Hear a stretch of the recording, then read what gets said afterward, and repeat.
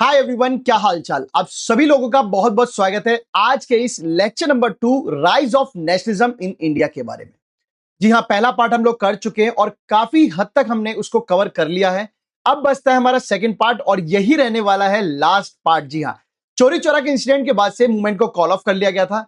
अब उसके आगे की कहानी समझते हैं मेरे साथ, तो चलिए बने रहिएगा दोस्तों। और आप लोगों को इस चैप्टर में समझाने वाला हूं अब लेक्चर 2। आप लोगों को पता है बाय और जोगिंदर सिंह चार आपके अपने टीचर के हाथों से। सो चलिए अब आगे पढ़ते हैं, टुवर्ड सिविल डिसओबीडियंस की शुरुआत करते हैं। अगर आप लोगों को याद हो, गांधी जी ने एक बात बोली थी, हम नॉन कॉपरेशन मूवमेंट स्टार्ट करेंगे, राइट? करा भी था। और उन्होंने यह बोला था अगर गवर्नमेंट ने रिप्रेस किया, हमको दबाया, धमकाया, डराया, तो हम फिर एक मास लेवल पे सिविल डिसओबीडियंस मूवमेंट भी स्टार्ट करेंगे। तो अब बढ़ने वाले उसकी तरफ, क्योंकि नॉन कॉपरेशन मूवमेंट तो रोक दिया गया था। आइए और पढ़ते समझते हैं। In February 1922 Mahatma Gandhi decided to withdraw the non cooperation movement. तो आप समझ गए कि भाई February 1922 में महात्मा गांधी ने नॉन कॉपरेशन मूवमेंट को वापस ले लिया था। तो ये हो गया मूवमेंट का वापस लेना सेकंड टाइम। याद रखिएगा, फर्स्ट टाइम मैंने बताया था, फिर सेकंड टाइम आ गया है। ही फेल्ट, उनको लगता था कि the movement was turning violent, क्योंकि मूवमेंट में आगजनी हुई थी, चोरी चोरा जैसा इंसिडेंट हुआ था, बहुत सारी जगहों पे स्ट्रगल हुए। सत्याग्रहियों को प्रॉपर ट्रेनिंग की नीड थी कि भाई what is the difference between violence and non violence. वो समझते ही नहीं थे, बात बात पे मारने पीटने के लिए तैयार हो जाते। दैट मींस उनको बड़े मास स्ट्रगल से पहले उनको ट्रेनिंग देनी होगी, ताकि आने वाला जो मूवमेंट है वो कॉल ऑफ ना करना पड़े। तो चलिए, within the Congress some leaders were now tired of mass struggle, even I am also, you are also. Mahatma Gandhi की बार बार ये पॉलिसी मूवमेंट को स्टार्ट करना, बहुत तेजी से ऊपर लेके जाना एंड सडनली उसको कॉल ऑफ कर देना, इससे बहुत सारे लोग परेशान हो गए थे and they wanted to participate in election. वो कहते महात्मा गांधी बस हम इलेक्शन में पार्टिसिपेट लेते, इससे तो वहां से लड़ लेंगे। टू द प्रोविंशियल काउंसिल के इलेक्शन वो लड़ना चाहते थे, that have been settled by the government of India 1919 के तहत आप काउंसिल के इलेक्शन लड़ सकते थे। तो अब नेता वही चाहते थे। उनको लगता था कि that was important to oppose British, it was necessary, actually it was necessary, बहुत जरूरी था गवर्नमेंट, ब्रिटिश गवर्नमेंट को अपोज करना। But there was certain ways, बहुत सारे तरीके थे निश्चित तौर पे। दैट मींस वो चाहते थे कि काउंसिल के अंदर इलेक्शन से करके अंदर बैठ के वो आर्ग्यू करें एंड बताएं कि ये काउंसिल जो वो डेमोक्रेटिक नहीं है, यानी ब्रिटिश गवर्नमेंट का ये पार्लियामेंट डेमोक्रेटिक वे में नहीं चल रहा है। दैट मींस कि वो महात्मा गांधी की स्टाइल से नहीं, अब इलेक्शन वाले स्टाइल से पार्लियामेंट में बैठकर वहां से बताना वो चाहते थे। CR Das and Motilal Nehru, दो वो सुपरस्टार है, ऑलवेज रिमेंबर देयर नेम, जिन्होंने जो है स्वराज पार्टी बनाई थी and they form the within the Congress to argue for return to council politics. तो स्वराज पार्टी किसने बनाई, ये आप लोगों को याद होना चाहिए, CR Das and Motilal Nehru. But younger leaders like Jawaharlal Nehru और सुभाष चंद्र बोस ये कहते थे पार्टी वार्टी मत बनाओ, सीधा मारते हैं ना, गोली मारते, बात खत्म करते हैं, अंग्रेजों में डर बिठाते हैं, इस तरीके की बात जो ये सोचते थे। In such a situation of internal debate, Congress के अंदर डिबेट स्टार्ट होगी, बिकॉज कुछ चाहते थे इलेक्शन, कुछ महात्मा गांधी के स्टाइल के और कुछ सुभाष चंद्र बोस और जवाहरलाल नेहरू स्टाइल के। तो दो फैक्टर उस समय ऐसे थे जो इंडियन पॉलिटिक्स को बड़ा रोल दे रही थी। देखिए, कांग्रेस में अपने आप में बहस चल रही है, बट दो ऐसी बातें हुई जिनसे लोगों को थोड़ा सोचने का मौका मिला इंडियन पॉलिटिक्स में, जैसे कि वर्ल्ड वाइड इकोनॉमिक डिप्रेशन, पूरे देश में जो आर्थिक मंदी चल रही थी, इसके से महंगाई हो रही थी, चीजें खराब, वो सब डिप्रेशन आ रहा था, साइमन कमीशन दूसरी बात। तो ये दो बातें थी जिनसे इंटरनल पॉलिटिक्स पे भारत की पे असर काफी पड़ा। अब जानते हैं कैसे। एग्रीकल्चर के प्राइसेस गिर रहे थे फ्रॉम 1926 एंड 1930 में बिल्कुल खत्म। अब क्या होगा, चीजों के दाम गिर रहे हैं, चीजों की वैल्यू खत्म हो रही है, यानी आपके पास चीजें हैं, अब आप महंगा बेचना चाहो तो भी कैसे बिकेगा, कोई खरीदारी ही नहीं है। As the demand for agriculture goods की गिरी, एक्सपोर्ट डिक्लाइन हुआ, पीजेंट्स के लिए बहुत मुश्किल हो गया अपने एग्रीकल्चर गुड्स को बाहर की मार्केट में बेचना। 1930 तक पूरे देश में गांव साइड में भूचाल आ गया कि सामान बिक नहीं रहा है, टैक्स देना है, खाने के लिए क्या करें, कैसे करें।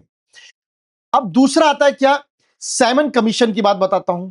अब दूसरी बात बताता हूं, साइमन कमीशन की कहानी सुनिएगा। साइमन कमीशन की यह था कि ब्रिटेन गवर्नमेंट में टोरी गवर्नमेंट थी, जैसे हमारे मोदी गवर्नमेंट है, ऐसे एक टोरी नेता थे, उनकी गवर्नमेंट थी ब्रिटेन में। उन्होंने एक लीगल कमीशन बनाया था, लॉफुल कमीशन बनाया था, एक टीम बनाई थी under John Simon. John Simon कौन थे, उस कमेटी के हेड। इनको भेजा गया इंडिया, किस लिए बनाई गई थी, जो भारत में बार बार नेशनलिस्ट मूवमेंट कर रहे थे हम लोग, उसको देखने के लिए। कमीशन ये देखने आने वाला था कि what was the constitutional system in India, constitutional system कैसे बन सकता है इंडिया में, क्या हम इनको आजादी दे सकते हैं, क्या इनको संविधान दे सकते हैं, एंड अगर दे सकते हैं तो क्या हम अपना चेंज भी कुछ बता सकते हैं। बट प्रॉब्लम ये थी, इस कमीशन में did not have a single Indian members. आ कहां रहे हो, इंडिया, किसके लिए आ रहे हो, इंडियन कॉन्स्टिट्यूशन के लिए। क्या सजेस्ट करने आ रहे हो? इंडियन कॉन्स्टिट्यूशन चेंजेस सजेस्ट करने आ रहे हो, but no Indian, only Britishers. तो ये बात इंडियंस को बुरी लगी। So when the Simon commission जब इंडिया में बॉम्बे में आया 1928 में, तो उसका वेलकम किया गया साइमन गो बैक।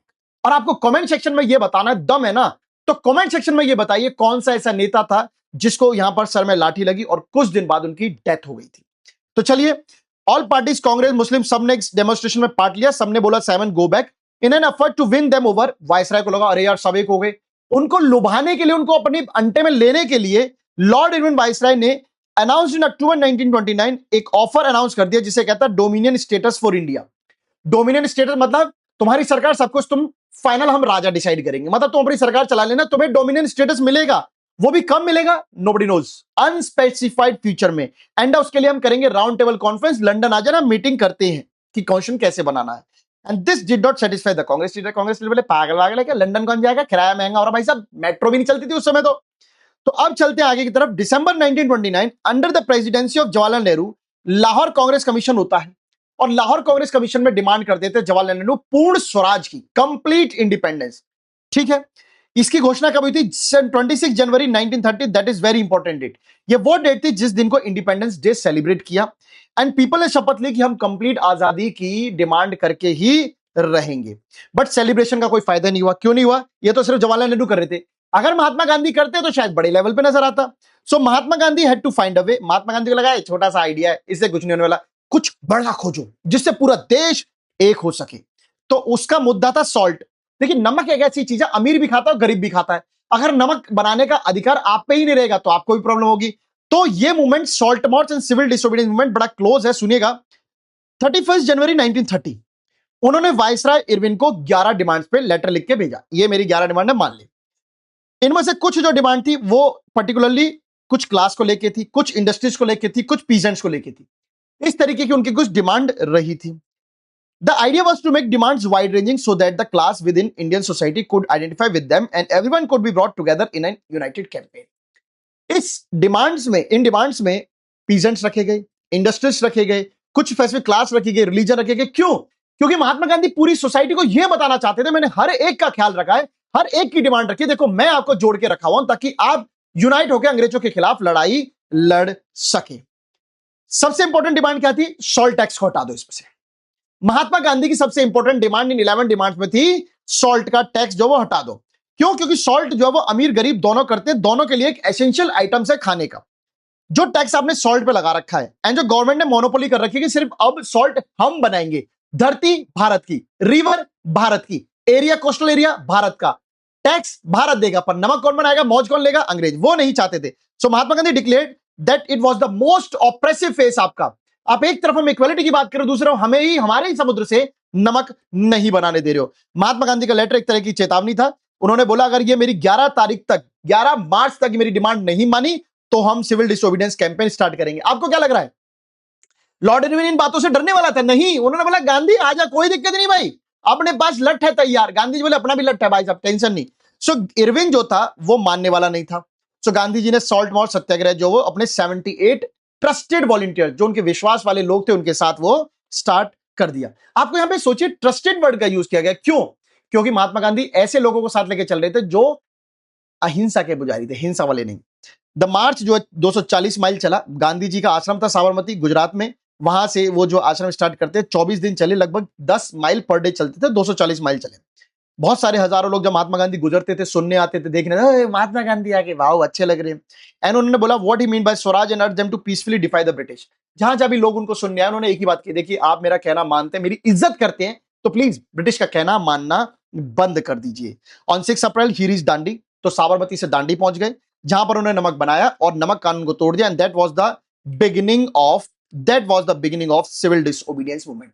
तो सिविल डिसओबीडियंस मूवमेंट की शुरुआत कहां से हुई? वेरी वेरी इंपॉर्टेंट, जहां से नमक जो लॉ है, सॉल्ट जो लॉ है वो ब्रेक कर दिया था। आगे चलते हैं। How was this movement different from the non cooperation movement? 5 marks का क्वेश्चन आता है बहुत सारे लोगों को, ये हर बार रिपीटेड है। कुछ नहीं है इसमें, कोई जादू नहीं है कि जिसमें मैं बोलूं जो कराया वही आया। अरे भाई हर साल का क्वेश्चन है।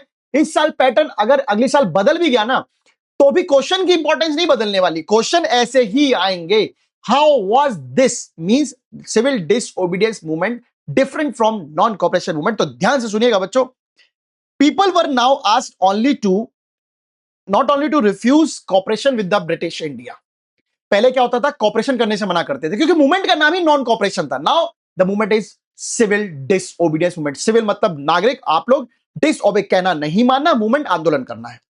अब बोले कि कॉपरेशन तो करना ही नहीं है, साथ ही साथ but also to break colonial rules, कहना भी नहीं मानना और कानून भी तोड़ना है। सिंपल सी बात है। Thousands in different part of the country broke the salt.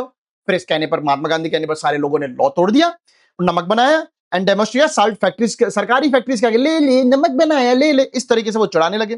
As the movement बढ़ने लगा, फॉरेन क्लॉथ बॉयकॉट करने लगे, विदेशी कपड़ा नहीं पहनेंगे, लिक्वर की दुकान, शराब की दुकान नहीं बिकने देंगे। पीजेंट्स ने टैक्स देना बंद कर दिया, चौकीदारी टैक्स बंद कर दिया। विलेज के जो ऑफिसर थे उन्होंने रिजाइन कर दिया, चलना ब्रिटिशर के अंडर थोड़ी काम करेंगे अपने लोगों के लिए। And in many places forest people also violated forest law. आपने सुना होगा ट्राइबल पीपल को उन्होंने जाने से रोका था। कमेंट सेक्शन में बताइए वो कहां की कहानी थी जहां पे मैंने आप लोगों को बताया था। एक तो थे आपके बाबा रामचंद्र और दूसरा कौन था, राजू। ठीक है, गोइंग इनटू रिजर्व फॉरेस्ट में जाने से जो मनाई थी, अब वहां लोग जाने लगे। इस बात से ब्रिटिश घबराए और कॉलोनियल गवर्नमेंट ने स्टार्ट किया कांग्रेस लीडर को एक बार एक करके गिरफ्तार करना। बोला इनको हम रोकते हैं भाई साहब। वैन अब्दुल गफार खान, जो महात्मा गांधी के खास आदमी थे, जब उनको अप्रैल 1930 में अरेस्ट किया गया तो इस बात से बहुत लोग परेशान हो गए।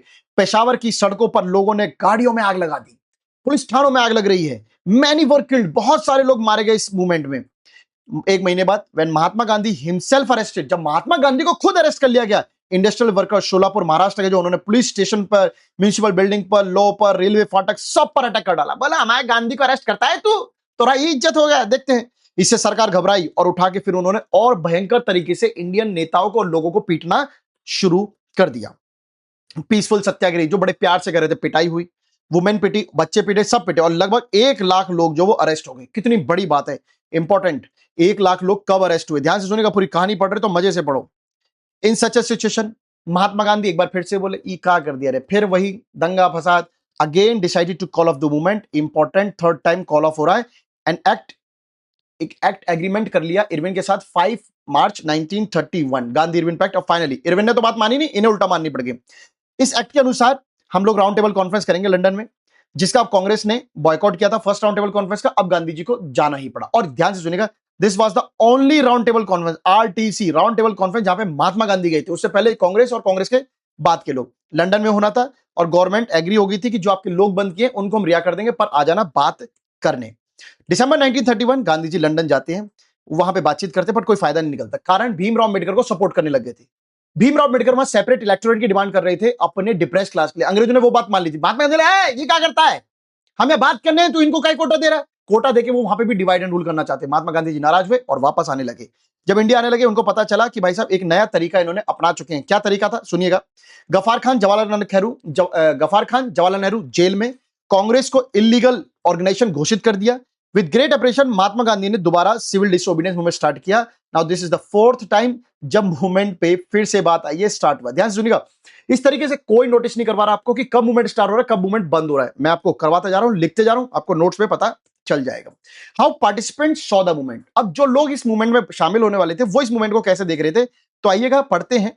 और पढ़ के क्या पता चलता है, गांव की बात करते हैं। बड़े बड़े जमींदार लोग, जैसे कि पाटीदार जो गुजरात की कम्युनिटी थी, और उत्तर प्रदेश के जो जाट थे, वो इस मूवमेंट में पूरी तरीके से एक्टिव थे। क्योंकि ये कमर्शियल क्रॉप्स उगाते, तो इन पे धंधा अच्छा बना हुआ था, और वो धंधा अब अंग्रेज खराब कर रहे थे। इसलिए ये लोग परेशान थे और इस मूवमेंट में इन्वॉल्व होना चाहते थे।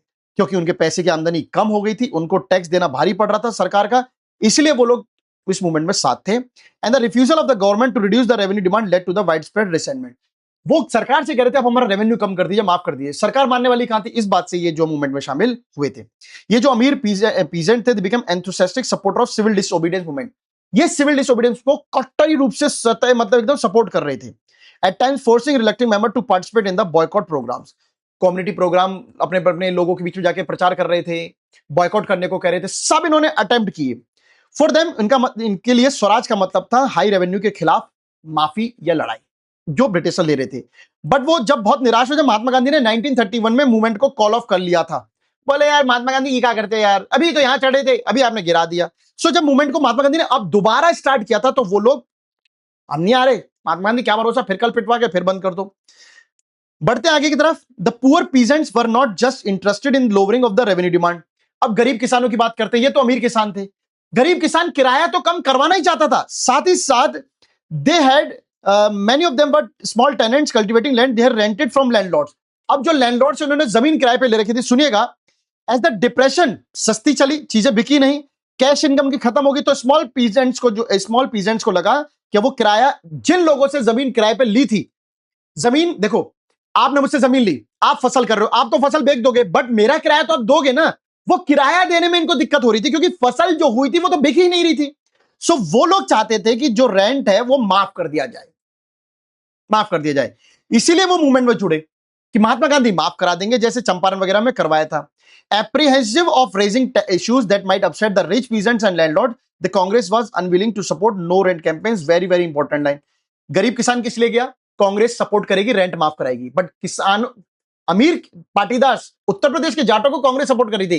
तो अगर गरीबों का साथ देती है तो अमीरों की बुरी, अमीरों का साथ देती है तो गरीबों की बुरी, तो गरीबों को तो लगा ही था ये अमीरों को साथ छोड़ेंगे नहीं, इसलिए उनके रिश्ते गरीब लोगों के और कांग्रेस के बिगड़ गए थे। पहले वर्ल्ड वॉर के दौरान जो इंडियन मर्चेंट और ट्रेडर्स थे उनको बहुत प्रॉफिट हुआ था, ड्रेस बेच रहे, खाना बेच रहे, बहुत मुनाफा हुआ।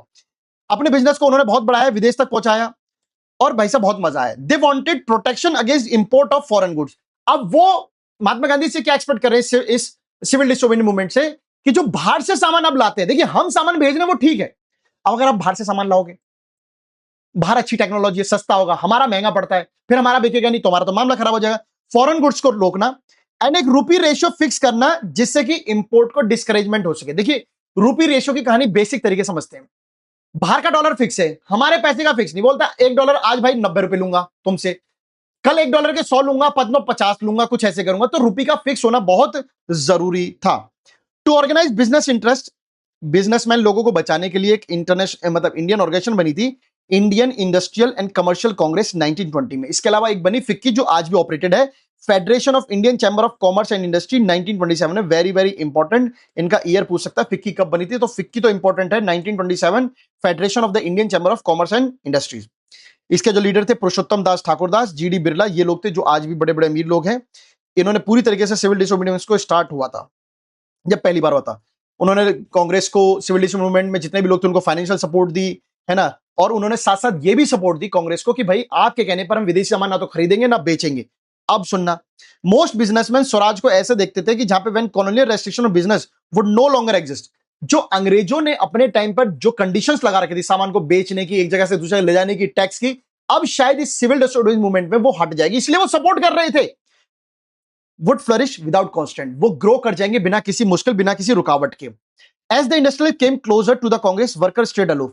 जैसे बिजनेसमैन इंडस्ट्रियलिस्ट लोग कांग्रेस के करीब आने लगे, कांग्रेस से सपोर्ट मांगने लगे, वर्कर डर गए कि यार अब हमारी मांग तो नहीं मानेंगे, क्योंकि हम जाते उससे पहले अमीर लोग पहुंच गए।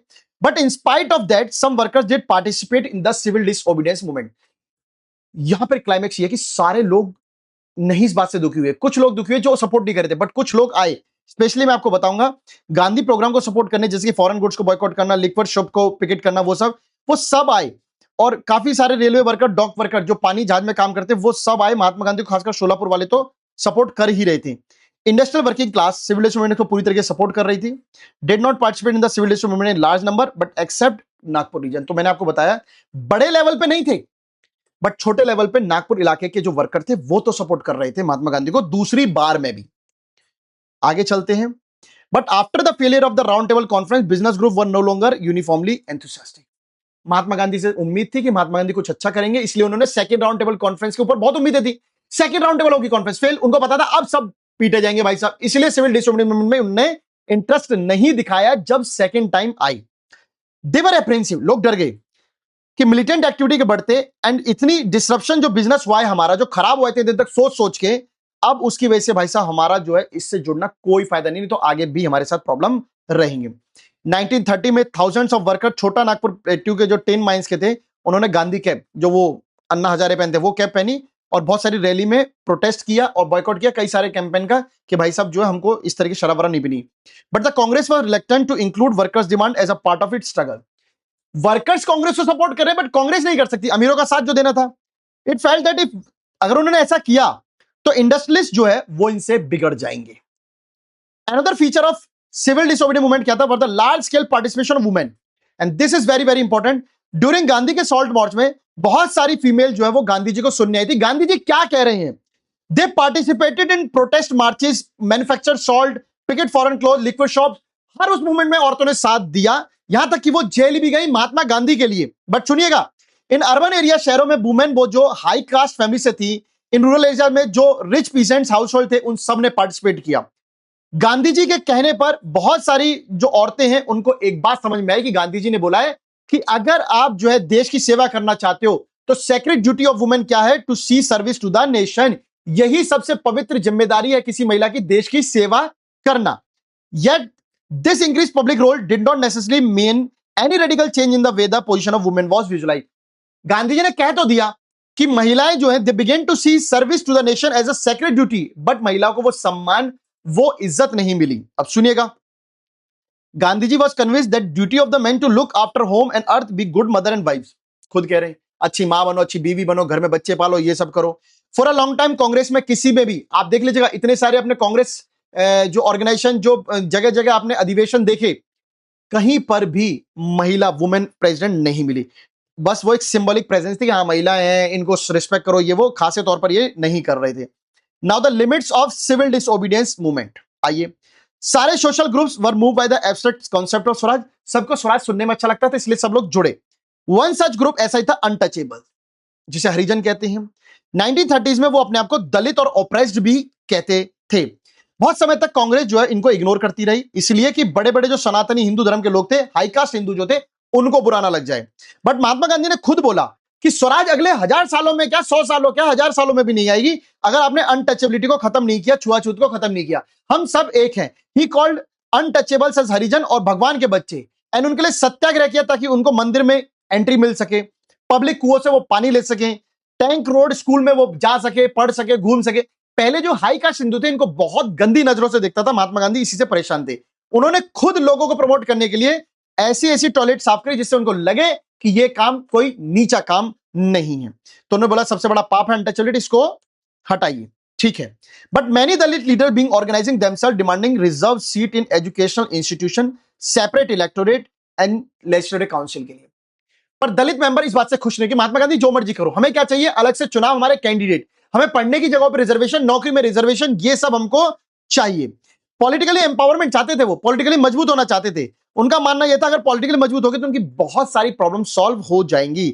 दलित का जो पार्टिसिपेशन था सिविल डिसोबीडियंस मूवमेंट में वाज देयरफॉर लिमिटेड था। वो कह रहे हमको कोई मतलब ही नहीं है, हमें तो अलग से सीट दे दो, आ जाएंगे। Particularly Maharashtra and Nagpur region where their organisation was quite strong, यहां पे वो कम जो सपोर्ट कर रहे थे। डॉक्टर भीमराव अंबेडकर जो कि डिप्रेस क्लास के उस समय लीडर थे, उन्होंने डिप्रेस क्लास एसोसिएशन बनाई थी 1930 में, वेरी वेरी इंपॉर्टेंट, जो महात्मा गांधी के साथ सेकंड राउंड टेबल कॉन्फ्रेंस में क्लैश हुआ था।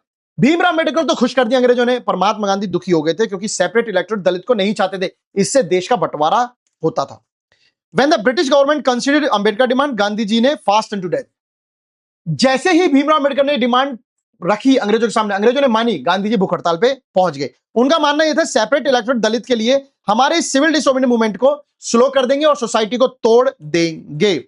अंबेडकर अल्टीमेटली ब्लैकमेल हो गए और गांधी जी के जो बाद उन्होंने पूना पैक्ट जो वो 1932 में गांधी जी के साथ ये साइन कर दिया। जिसके बाद क्या हुआ, डिप्रेस क्लास को क्या मिला, reserve seat in provincial and central legislative council, parliament और विधानसभा, विधान सब में एक तरीके से मान लीजिए। But they were to be voted by general electorate. ध्यान सुनिएगा, this is very very important. आपकी सेपरेट इलेक्टोरेट की डिमांड ऐसे नहीं मानेंगे, आपके लिए रिजर्व कर देंगे सीट, बट आपकी वोटिंग जनरल होगी। मतलब पहले ये चाहते थे कि दलित के लिए दलित वोट करें, महात्मा गांधी बोले ये क्या कर रहे हो, दलित खड़ा हो जाए बट उसके लिए वोटिंग जनरल करे। The Dalit movement however continue to be apprehensive of the Congress national movement. Dalit movement हमेशा से इस बात पे शंका था कांग्रेस कब हमें धोखा ना दे दे। चलिए, after the decline of the non cooperation Khilafat movement, large section of Muslim अब परेशान हो गए।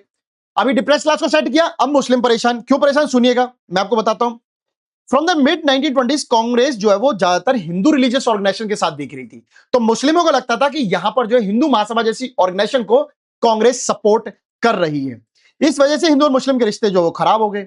उनको डर लगने लगा कि भाई यहां पर तो हिंदू की ज्यादा कम्युनिटी है, हिंदू कल को हमको जो है वो पता नहीं क्या करेगा। Every right depend the distance between two community, और जब जब दंगे हुए दोनों कम्युनिटीज में दूरियां जो वो बढ़ने लगी। मोहम्मद अली जिन्ना जो कि मुस्लिम लीग के एक नेता थे, वो ये कह रहे थे मैं मुस्लिम लीग की अलग डिमांड छोड़ दूंगा अगर आप मुस्लिम्स को रिजर्व सीट दे दे सेंट्रल असेंबली और प्रोपोर्शनली जो मुस्लिम एरिया है वहां पर आप सीटें दे दे, खासकर बंगाल एंड पंजाब। सुनिएगा, पार्लियामेंट में सीट दे दो, और जैसे बंगाल है, बंगाल में मुस्लिम ज्यादा है, तो यहां पे ना मुस्लिम कैंडिडेट ज्यादा होने चाहिए, जनरल कम, ऐसा कर दो। पंजाब में भी ये कर दो। ऐसा करके कैसे काम चलता है यार, आप सोचो ना। ऐसे तो जहां हिंदू कम्युनिटी थी वहां हिंदू रहते, मुस्लिम देख दो, फिर तो भट गया ना देश। तो वो नहीं चाहते थे। इस चीज के ऊपर नेगोशिएशन हुआ। Hope resolving the issue at the all party conference की गई 1920 में। Important all party Congress conference कब हुई थी? Disappeared when MR Jayakar of the Hindu Mahasabha strongly opposed this efforts as compromise. अब ऑल पार्टी कॉन्फ्रेंस हो रही है, उसमें हिंदू महासभा भी थी, मुस्लिम लीग भी थी, सब थी। सबने बोला कि हाँ मुस्लिम को दे देते हैं। हिंदू महासभा के जो अध्यक्ष थे एमआर जैकर, उन्होंने बोला नहीं भाई ये नहीं चलेगा, बेकार काम है। तो इस बात से कांग्रेस से जो मुसलमान दूर हो गए, उन्होंने बोला भी हमारा कोई फायदा नहीं है। Many Muslim leaders and intellectual, पढ़े लिखे लोग, उन्होंने अपना कंसर्न जताया कि जो मुस्लिम का जो स्टेटस है वो माइनॉरिटी रह जाएगा विद इन इंडिया, क्योंकि हिंदू मेजोरिटी में है। उनको डर था कि जो कल्चर और आइडेंटिटी है मुसलमानों की, वो कहीं ना कहीं आगे चल के कहीं हिंदू मेजोरिटी डुबो ना दे। तो हिंदू मुस्लिम ये सब पुरानी कहानी है ना। The next part is sense of collecting belonging, और यहां से आपको फ्रेंच रेवोल्यूशन चैप्टर का एक झलक देखने को मिलेगी, क्योंकि यहां से ये कल्चर और ये सब कहीं ना कहीं वहां से इंपैक्ट डालता है। आइए क्वेश्चन समझते हैं। Nationalism spreads when people begin to believe that they are all part of the same nation and when they discover some unity and that bind them together. Nationalism क्या है? नेशनलिज्म वो है जब लोग एक देश को अपना मानते हैं, देश से जुड़ा हुआ फील करते हैं, वननेस है, उनके अंदर कॉमननेस है, और वो अपने आप को यूनाइटली रहते हैं। This sense of belonging partly came through the experience of United struggle. ये कॉमननेस, ये एकतापन, ये प्यार, राष्ट्रवाद रातों रात नहीं आता, ये आता है स्ट्रगल से। जब मैं आपके साथ 50 साल तक लड़ूंगा ना देश को आजाद करने के लिए, मैं तो आपका भाई हो गया। तो ऐसे ही हिंदू मुस्लिम की जो है वो यूनिटी बनी रही। But there were also a variety of culture process through which nationalism captured people imagination. बहुत सारे कल्चरल प्रोसेस भी होते हैं। जैसे अब देखिए राजस्थान है, तो राजस्थान का अपना कोई लोक संगीत गीत होगा। अब मुझे कहीं बाहर जाकर, मैं राजस्थान हूं, सपोज मैं राजस्थानी हूं, मुझे राजस्थानी कोई बाहर मिलेगा और वो संगीत गाए, आपने देखा होगा कि भोजपुरी के अगर बिहार के 4-5 लोग मिल जाए, वो भोजपुरी गाने पे डांस करते हैं, हरियाणा पे नहीं करते। Commonness, history, fiction, folklore, song, popular print, symbol, ये सब आपको राष्ट्रवाद की याद दिलाते हैं। भारत का झंडा देखते ही आपको भारत की याद आती है, दिल में एकदम तूफान आ जाता है। इंडियन आर्मी देखते, ये सब हमें जो है कहीं ना कहीं पहचान दिलाते हैं। The identity of the nation is most often symbolise in figure or image as per the Germania Marianne ने याद कीजिए। दिल हेल्प ये क्या करता है, एक इमेज क्रिएट करता है लोगों के ब्रेन में किसी देश के लिए। जैसे ब्रिटेनिया थी, जर्मेनिया थी, मैरियन थी, भारत माता है, देश की इमेज क्रिएट हो रही है। 20th सेंचुरी में जब नेशनलिज्म बढ़ रहा था, that the identity of India came to be visually assured with the image of Bharat माता। 20th सेंचुरी में हमें भारत की पहचान भारत माता से मिली थी, और इस इमेज को सबसे पहले बंकिम चंद्र चट्टोपाध्याय ने बनाया था। That is very important, Bankim Chandra Chattopadhyay पहली इमेज।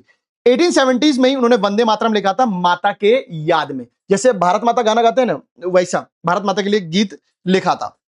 बाद में इसे उन्होंने अपनी जो एक नोवेल थी आनंद मत, उसमें इस गाने को लिख दिया था। मूव बाय द स्वदेशी movement, Rabindranath Tagore also painted एक और इमेज ऑफ भारत माता। रविंद्रनाथ टैगोर के भाई हैं, उन्होंने भी एक भारत माता की इमेज बनाई थी। इसमें जो भारत माता है ना, वो एक साधु सन्यासी के रूप में दिखाई गई थी, जो आपको ये इमेज दिख रही है, काम, शांत, कंपोज, डिवाइन, एकदम देवी के रूप में बताई गई थी। आने वाले सालों में भारत माता की और भी इमेज बनी, बहुत सारे प्रिंटों पर ये दिखाया गया, जिससे आपको जो है आस्था, डिवोशन के थ्रू भारत माता जैसे सुनते थे, अरे यार भारत माता है, हम भारत के लोग हैं, इस तरीके से जो एक फीलिंग क्रिएट की गई थी। Idea of nationalism also develop through movement to revive Indian folklore. कैसे आप नेशनलिज्म को पुराने गीत संगीत से कर सकते हैं? देखिए राजस्थान का कोई पुराना लोकगीत है, अब आप उसको सुनाएंगे, उसमें कहीं ना कहीं देश प्रति की बात होगी, देश के लिए फीलिंग की बात होगी, तो आप ऑब्वियसली कनेक्ट होगे। लेट 19th सेंचुरी नेशनलिस्ट खुद जा जाके फोक टेस्ट, कहानियां, गीत, कविताएं सब मतलब इकट्ठी कर रहे थे। जैसे मैं गांव जाऊं, मेरे जैसे बहुत सारे लोग जाए, अलग जैसे अब सर्वे हो रहा है ना जनगणना का, ऐसे आपके घर घर आके आपके लोकल गीतों को कलेक्ट किया जा रहा है, रिकॉर्ड कर रहे हैं, आप गाओ, फिर उसको आने वाली जनरेशन को सुनाएंगे, जिससे उनको लगेगा हमारा पास्ट कितना अच्छा था, हम भारतीय हैं। ये जो कहानियां थी, ऐसा मानना था ये आपको आपके ट्रेडिशनल कल्चर की असली पहचान है। मैं आपको बताऊं, मेरी कम्युनिटी में गालियों का बहुत बड़ा रोल है भाई साहब। कोई शादी हो, इतनी गंदी गंदी गालियां देते हैं भाई साहब, सामने वाला उठ के वैसे मर जाए, मतलब आप तो सोच भी नहीं सकते, ऐसा ब्लड रिलेशन में गाली देते हैं मम्मी मौसी हमारी, खतरनाक। ये हमें कनेक्ट फील कर रहे हैं गांव से, हम कैसे हैं। ये बहुत जरूरी था कि फोक ट्रेडिशन, अगर आपको अपना कल्चर बचाए रखना है, आपको ये जानना है पास्ट में आप भारत कैसा था, तो इनका रिकॉर्ड होना बहुत जरूरी है। बंगाल में खुद रविंद्रनाथ टैगोर जा जाके कहानियां, राइम्स, मिथ, ये सब इकट्ठा कर रहे थे। मद्रास में नतेशा शास्त्री जा जाके 4 बड़ी बड़ी किताबें तमिल फोक के ऊपर, तमिल की जो कहानियां थी उनको रिकॉर्ड करके लिखा भाई साहब, 4 बड़ी बड़ी किताबें लिख दी इन्होंने, मतलब लिखते लिखते 4 किताबें बन गई। सोचिए कितना सब इन्होंने कलेक्ट किया। इनका मानना था जो पुराने गीत है वो नेशनल लिटरेचर है, राष्ट्रीय खजाना है, राष्ट्रीय जो चीज है, और वो बहुत trustworthy manifestation of people's real thought and characteristic.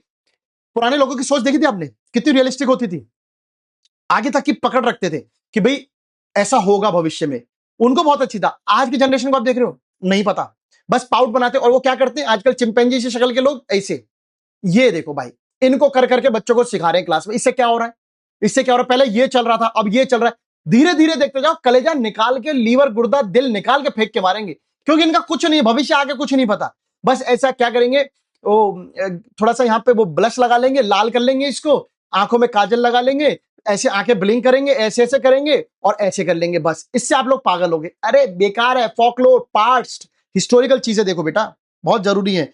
जैसे जैसे मूवमेंट बढ़ता गया, नेशनली जो लीडर थे मोर एंड मोर अवेयर हो गए कि ऐसे आइकन एंड सिंबल्स भी जरूरी हैं जो देश को एकजुट कर सकते हैं। आइकन सिंबल समझते हैं ना, जैसे हमारा रूपी का सिंबल है, ये भारत की पहचान है, डॉलर अलग पहचान है, हमारे कुछ सिंबल है, हमारे कुछ इमेजेस हैं, तो इनका भी यूज किया जा रहा था।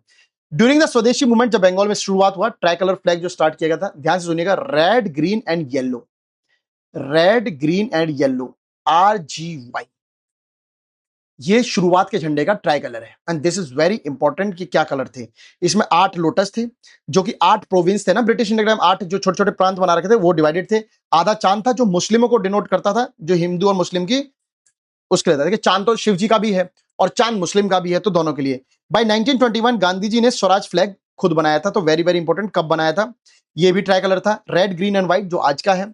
एक इसमें बीच में चरखा था जो सेल्फ अपनी एम्पावरमेंट के लिए था। Carrying the flag, holding it aloft during marches as a symbol of defiance, और जगह जगह झंडा लेके रैली में घूमते थे। डिफाइंस का मतलब था डिसओबे करते हुए, कि देखो हमारा अपना झंडा, तुम हमारा क्या कर लोगे। Another means of creating feeling of nationalism was through reinterpretation of history. एक और तरीका था नेशनलिज्म की फीलिंग क्रिएट करने का, रीइंटरप्रिटेशन ऑफ हिस्ट्री। मैं आपको अगर हिस्ट्री की कहानी सुनो, एक राजा था, उसने पता अंग्रेजों को धूल चटा दी, दे मार दे मार दे मार, भाई साहब धो डाला, आपको लगा वाह अच्छा लग रहा है, ऐसी कहानी बताने आपको ऐसा गदगद फील होता है, ऐसे ही करा रहे थे। 19वीं सेंचुरी के एंड तक बहुत सारे इंडियंस को इस बात का फीलिंग हो गई थी कि इंडियन हिस्ट्री जो है वो बहुत अलग है, जो ब्रिटिशर्स ने हमको दिखाई है।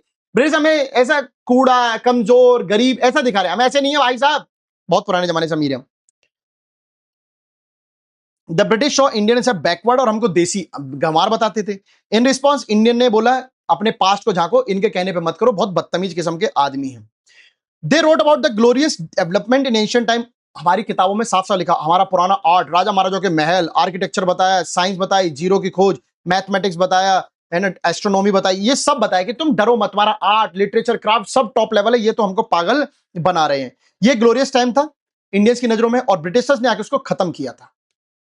These nationalist stories are the reader, वो रीडर्स को कहते थे नेशनलिस्ट लोग कि आप जाइए, इंडिया की प्राइड को महसूस कीजिए, फोकलोर सुनिए, गीत संगीत कहानियां ये सब पढ़िए, to change the miserable condition of life under British rule.